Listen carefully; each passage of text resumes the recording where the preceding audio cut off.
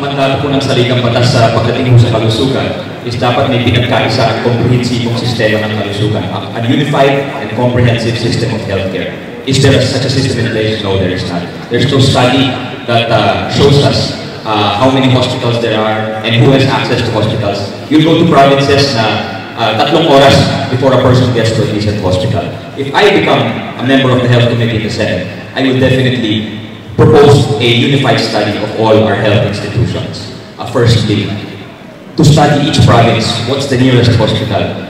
There's huge problems in this healthcare industry. Hindi tayo masyadong concentrated in our efforts. Masyadong kalat yung efforts natin, I think. So there has to be a unified study to see. In 10% of coverage, I think in other countries it's about 50%.